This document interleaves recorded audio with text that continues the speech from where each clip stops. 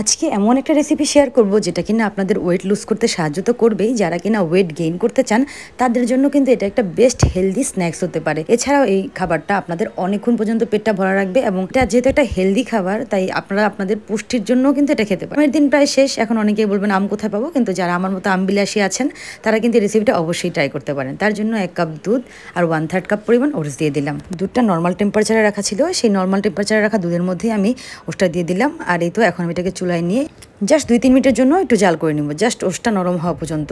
আর এই ফাঁকে এখন আমি আমার আমটাকে রেডি করে নিচ্ছি। তো এখন আমি আমার আমটাকে সুন্দর মতো পিস পিস করে কেটে নিব। আপনারা চাইলে আমটাকে পিস করে কেটে নিতে পারেন, চাইলে নাও নিতে পারেন, চাইলে আবার এটাকে ব্লেন্ডারে ব্লেন্ড করে জুস মতো বানিয়ে খেতে পারেন। আমি যতটা ইজি ওয়েতে করা যায় আমি সেটাই করছি। তো এই তো সুন্দর করে ছোটো ছোটো করে টুকরো করে নিচ্ছি। এই স্লাইসগুলো আসলে মুখের মধ্যে পড়লে অনেক মজা লাগে। আর ওটসটা যেহেতু কোনোটা টেস্ট নেই, তো একটু আমটা খেলে আর কি মিষ্টি মিষ্টি ভাবটা হয়। এই তো ওটসটা আমার রেডি হয়ে গেছে, দুধটা এখন ঘন হয়ে এসেছে।